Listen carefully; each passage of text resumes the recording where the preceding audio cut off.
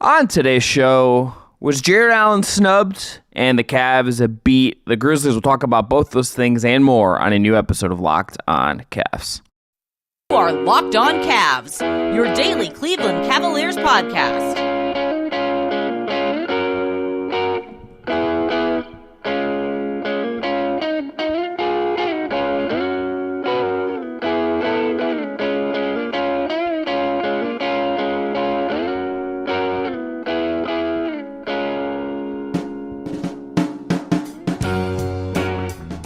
Today's episode is brought to you by FanDuel. Make every moment more. Right now, new customers get $200 in bonus bets if your best bet of $5 or more wins. Visit FanDuel.com/lockedon to get started. More to come later in this episode from FanDuel as well. I'm Chris Manning. That is Evan Dammarell. We're going to start with Cavs Grizzlies. We're going to get to Jarrett Allen. Was he snubbed as an all-star? It's Donovan Mitchell gets in, and we'll talk about how Jarrett Allen could get in the all-star game pretty conceivably as well, even as an injury replacement. And we'll talk about Joel Embiid's injury and how that opens the door. Evan has an episode coming with friend of the program, Jordan Christmas, on Monday about the seeding battle in the East. So that'll be a good primer for that. I believe it was recorded before the Embiid injury news came out. Is that correct, Evan? We recorded after the Warriors game when he went down in the first place and we were unsure what was going to happen. And I asked him, do the Sixers have enough, just because Tyrese Maxey is at least back in the lineup? But I said, do you think the Sixers have enough juice to stay afloat if this Embiid thing is serious and Maxey's in and out of the lineup? And just to tease it a little bit, he said no. And he said that he's like the Cavs could build quite a gap between Philadelphia and Cleveland in the standings. And it could turn into a battle between New York and Cleveland for third and maybe even Milwaukee for two, depending on how that shakes out. Evan, Cavs Grizzlies to me comes down to two players, or really two people. Karis LeVert, who was really good, made some tough shots in this game. And I think JB Bickerstaff, for going small with Dean Wade at the 5 to close out this game, he could have gone back to Damian Jones. He could have, that was kind of his only option. Evan Mobley doesn't play in this game as he's on an injury maintenance plan. Jarrett Allen has been ill and isn't available for late in this game. Mm-hmm. So you either play Damian Jones or you go small and ride Dean Wade. And I like that Bickerstaff went with Wade at the 5 and lead into what was really giving this team success. And even if it's not exactly, I think, how this team is naturally built to play or how I think he would optimally want to play with as a head coach. So where do you want to start? Do you want to go LeVert? Do you want to go Bickerstaff? Is there something else that pops to you for this one?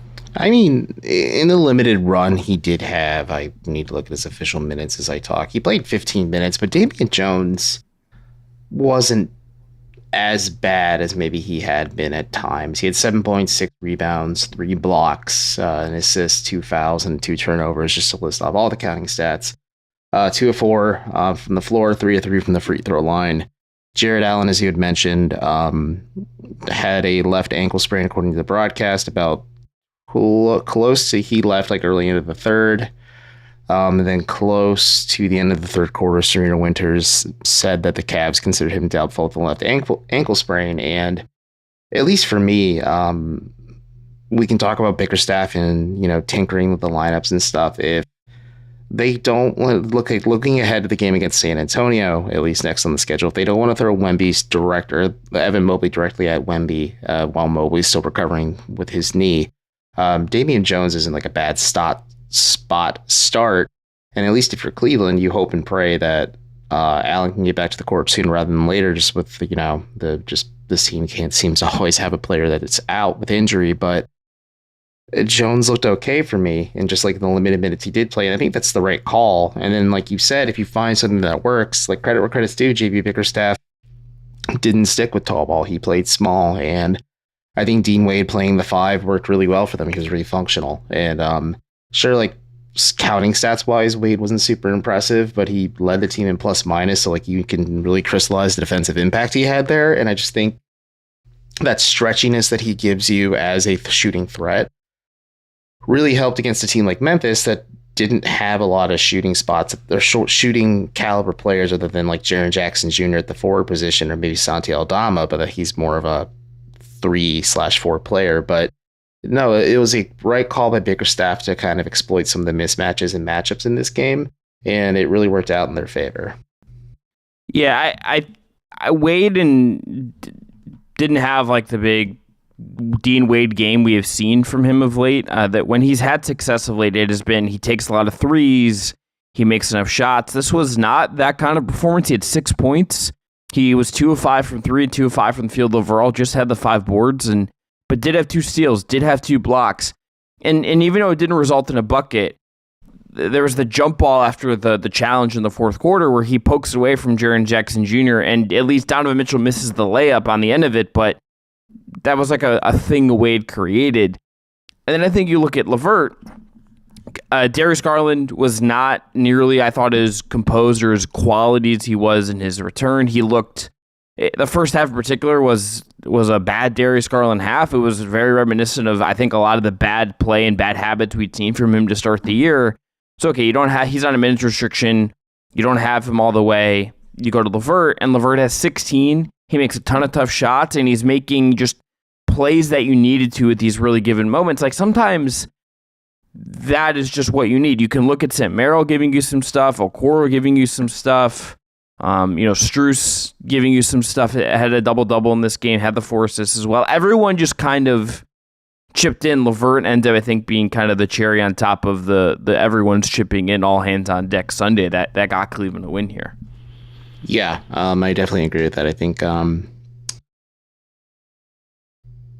just that the Cavs continue to find guys that can step up in the right way. I think Sam Merrill hitting a lot of big-time three-pointers down the stretch. I mean, it was beneficial. I mean, he was other than Donovan Mitchell, he made the most three-pointers tonight. But like Caris LeVert also, as you had noted, like was a spark plug for Cleveland and was a good counterbalance to Donovan Mitchell kind of handling some of the playmaking and lead ball handling responsibilities because, yeah, Darius Garland looked like he was fatigued. He had 7 and 9, just was not very impactful when he was on the floor. And I think it's just part of the struggles with getting back into actual in-game shape, which is it's going to take time. But, playing a second game of a back-to-back after having that emotional high, maybe some of the emotional hangover of getting back on the floor and playing your first NBA game in a month and a half, like, it's already hard to get up to begin with that. But, like, you're dealing with the fatigue of playing a game the night before.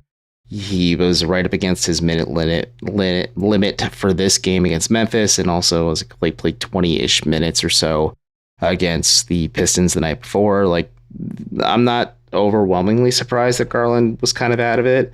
I think him turning over the ball and maybe being a little bit careless at times and maybe trying to force things just to kind of maybe get the offense going or maybe just kind of find some momentum for himself could have been a little tricky. But I think just, the combination of LeVert, Mitchell, Strus stepping up at certain possessions too, then of course Sam Merrill being a bit of a revelation off the bench was enough just to kind of keep Cleveland afloat, especially after they lost Allen, who has been a pillar for them on both ends of the floor, just in terms of scoring and just defensive.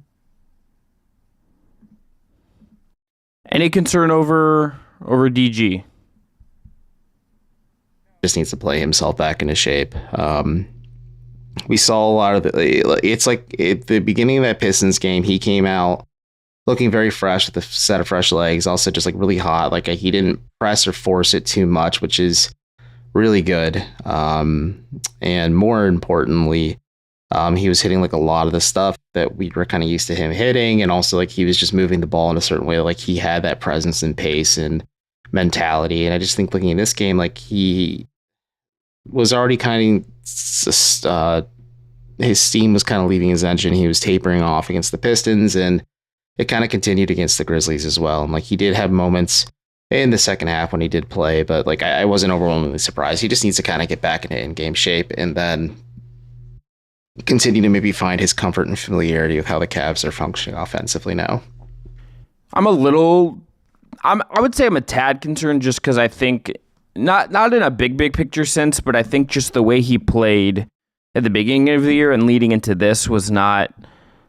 It was very similar to some of the very bad Darius Garland stuff we saw earlier in the year, and there's just some things I don't expect out of him that he's done this year where you want to see him break those habits. But it's game 2 back, and I think you got to give him, I think you're right, and he definitely is a little bit rusty. The last note on Dean Wade, Cavs had used him at center in only 71 possessions for the entire season coming into this game. It was a look that they just hadn't really played, and it was very mismatched lineups even among the 71 possessions, ranging from 1 possession to lineups with 9. So there's just a bunch of stuff that they've had to use at random times with different guys, and it worked here. And I give JB a lot of credit again for being willing to pull that lever and trusting that it would work and taking a little bit of a risk. Sometimes you got to take those dice rolls. All right, coming up after this, Donovan Mitchell's an all-star. Jarrett Allen, at least for now, is not. We'll talk about that and all-star snubs in general after this break. Today's episode is brought to you by FanDuel, the official sportsbook of Locked On. Happy Super Bowl to all who celebrate from FanDuel, America's #1 sportsbook. If you're like me, Super Bowl Sunday is all about scoring the best seat on the couch, grabbing your favorite football snacks, and placing some super bets. Evan, do you have a favorite part of Super Bowl Sunday? Just spending the time watching the game with my dad and brother. I think your memory is a lot more special, but yeah, it's always just a nice time. Plus, like, it's always around my birthday, so my parents usually just use it as an excuse to 2-for-1 that whole thing because I don't like my birthday, and so we can use the Super Bowl as an excuse to celebrate that as well. Well, look, all memories are valid. All memories are nothing is more special than the other. I like to make wings with my dad, and we hang out and watch the game, but it's quiet, it's calm. Other people go all out on Super Bowl parties. It's a whole thing. If you're looking for Super Bowl bets, here's 3 that I'm kind of eyeing in the FanDuel app. You have Travis Kelce to win MVP at plus 1,700. They have an over-under set at 47.5, and they have a prop on jersey numbers for over-under 19.5 on a jersey number for first and last TD score. FanDuel has so many ways for you to end the season with a W or 1 or 2 or 3. New customers join today. You'll get $200 in bonus bets if your first bet of $5 or more wins. Just visit FanDuel.com/LockedOn to sign up. That is FanDuel.com/LockedOn. Make every moment more with FanDuel, an official sportsbook partner of the NFL and Locked On's official sportsbook. So Donovan Mitchell, we'll start there, Evan, is an all-star. No surprise. This is very well deserved. He is among the East guards. He is, to me, him and Jalen Brunson both had very strong cases of being all-stars and being all-star starters. The other East reserves named Damian Lillard, Tyrese Halliburton. Excuse me, these are starters. Lillard, Halliburton, Tatum, Giannis, and Embiid. We'll get to Embiid in a second. And in segment 3 are starters. And then as reserves, you have Bam Adebayo, Paolo Banchero, Jaylen Brown, Jalen Brunson, Tyrese Maxey, and Julius Randle, who will also miss this game. Evan, we hit on Mitchell a little bit yesterday, but 5 All-Star games in a row for him, 2 in a row for Cleveland. I think it is worth remembering that even if if it's fair to nitpick him at times and all of that stuff, this is just like a flat-out really, really good player who's been one of the league's best for half a decade now. There is something to that and understanding that, I think, even if you wonder what his ceiling or how he ultimately fits in the overall hierarchy and what that kind of looks like. And it's a nice twofer as well because he secured Eastern Conference Player of the Month honors as well for his just averages in the month of January and guiding Cleveland to an 11-2 record in that stretch as well, including that 8-game winning streak. But yeah, I think half a decade of continued success and just, continually just being a dominant offensive force is impressive in of itself. I think Mitchell's just being so consistently red hot like this is impressive too. It's always tough when breaking down like who did or didn't make the All-Star game. Like I'm sure people are going to be a little in their feels that Sabonis nor Fox didn't make it. Me, I am one of those people. Karl Anthony Towns, what are we doing? Put Sabonis in that darn All-Star game. It's honestly, there's none in the East I feel that way about. Sabonis or Fox not being in and capping in is just what are we doing? I don't get it. Well, the East, I can make the argument that Trae Young should probably have gotten a little bit more consideration just because he's averaging 26 and 10. And I know he's not a favorite of most fans, unless you enjoy the Hawks, and maybe some coaches really do not enjoy how he plays. But like, you do need to recognize the fact that he has been a very, very good player from the beginning of his career. But I agree with you. Just like in the Eastern reserves, like Trae Young could be on the outside looking in as well. I think he could be a logical candidate to join the Eastern Conference bracket, especially Julius Randle likely not playing with that shoulder injury. The Joel Embiid news really throws things up in the air, that meniscus injury that he's dealing with. So yeah, we'll see what happens, but it's fun. I think it's always fun just to see like this. And for your point about Donovan Mitchell, I 100% agree. Like, I always knew he was good. I was a bit of a Jazz hater in the playoffs, just thinking like, oh, they're like the Peyton Manning Indianapolis Colts, where they're always really good in the regular season, then they just, completely flame out in the postseason.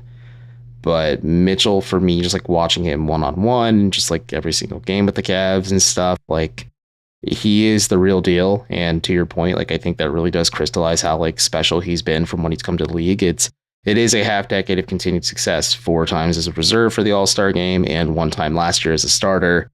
And I just don't really ever see him slowing down, either if it's through the fan vote or the coach's vote, just because like he's continuously just really good.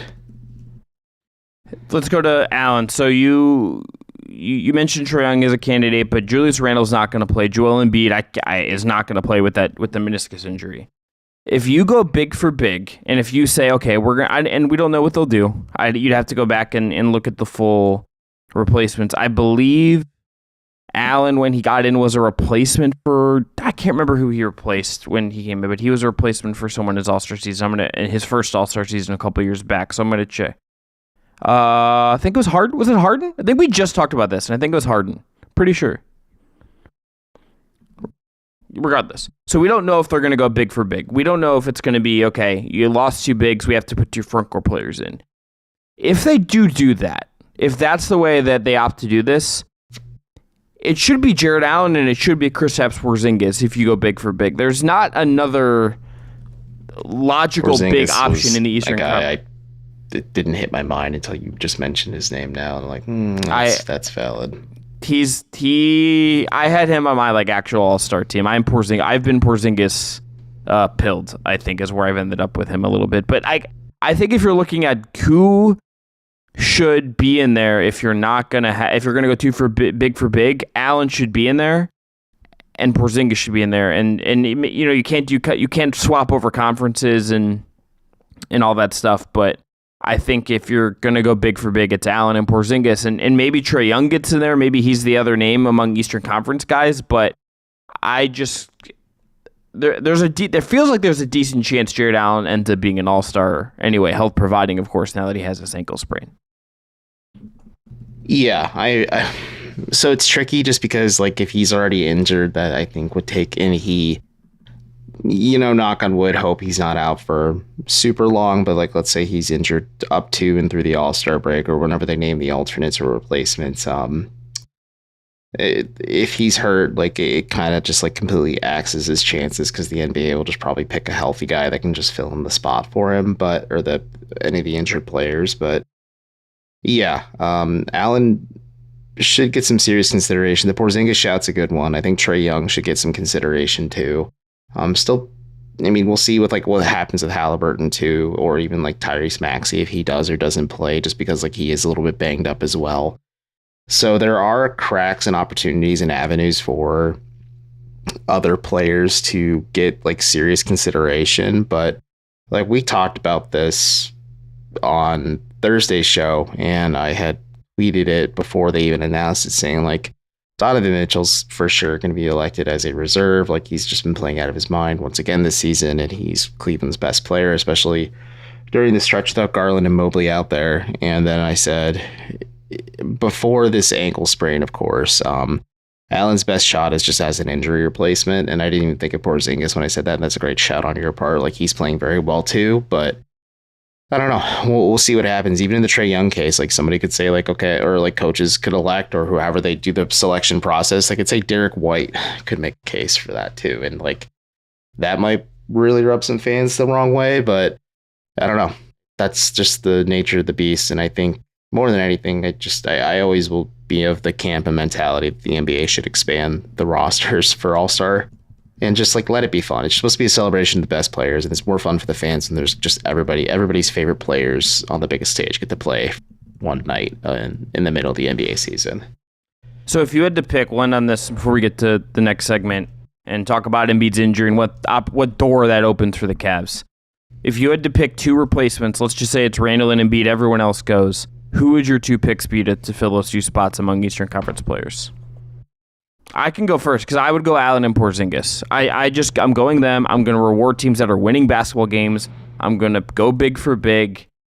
I'm going to go Allen and Porzingis. If I could pick other conferences, which you can't, I'm putting in Sabonis over any of those guys, but and Fox too probably. But in the East, I would my order would go Porzingis, Allen, Trae Young, Derek White. That would be my four if you're going to organize them that way. Well, if we're just talking about like big for big or front court for front court, I think Pascal Siakam could be in the conversation too, depending on how you really feel about it. But like he's playing really well for the Raptors and he's playing even better for the Pacers, so maybe there's a bit of that. But I agree with you. If it's just like a big for big or like front court for front court swap, like it's Porzingis 1, Allen 2, Siakam could be a bit of a wild card there. If it's guard stuff, it's Trae Young, then Derek White, if like replacing Halliburton or Maxey or something like that. But so who'd you pick? What would your exact pick? Porzingis and Allen, and then I said Siakam. No. But we know it's not independent of guard. I'm not saying just big for big. I'm saying flat out I would pick Allen and Porzingis, and Trae Young is third on my list. I think Allen and Porzingis are No, we have a different list. It'd be Trae Young, Porzingis, then Jarrett Allen for me, because I think Trae Young like 26 and 10, you can't really ignore. Like that's really good. Yeah, I'm a Trae Young. I hate the way Trae Young plays too. I also hate the way James Harden plays, but I would be like surprised if James Harden wasn't picked every year either. Didn't this year, even though the Clippers are really good, and he's playing really well too. His credit, Big Jim playing well. All right, after this, Joel Embiid's going to miss some time with a meniscus injury. What does that mean for the Cavs? What door does that leave open? We'll touch on that after this. Today's episode is brought to you by PrizePicks. PrizePicks is the largest DFS platform in North America. They are the easiest and most exciting way to play DFS. It is just you against the numbers. Instead of battling thousands of other players, including pros and sharks, you pick more or less than on 2 to 6 player stat projections and watch the winning roll in. You can also play alongside some of PrizePicks' favorite players like the rapper Meek Mill and the comedian Andrew Schultz. You can now find community plays under the promos tab of the app to view entries from some of the biggest names in the PrizePicks community each week. Go to prizepicks.com/LockedOnNBA and use code LockedOnNBA for a first deposit match up to $100. Again, that is prizepicks.com/LockedOnNBA and use code LockedOnNBA for a first deposit match up to $100. PrizePicks, daily fantasy sports made easy. Terms and conditions do apply. All right, so Joel Embiid has a meniscus tear. He's going to miss a lot of time. It actually said it was a meniscus tear because I saw Shams correct the record before we got on, saying the Sixers know it's a meniscus injury and they're evaluating the severity of it and what the rehab options are over this weekend. All right, so I'm looking the exact language. You're correct on your part. A quote lateral meniscus injury in his left knee, end quote. Regardless of if it's could be in any. Yeah. And look, this is one of the most injured players in modern NBA history. He is hurt all the time. He has missed tons of time in his career due to injuries. I am gonna just assume he's gonna miss a lot of time, and I don't understand. I don't know how you evaluate exactly when he's going to be back or back full strength. He had missed 3 games with left knee soreness. He sits out this game. He gets hurt.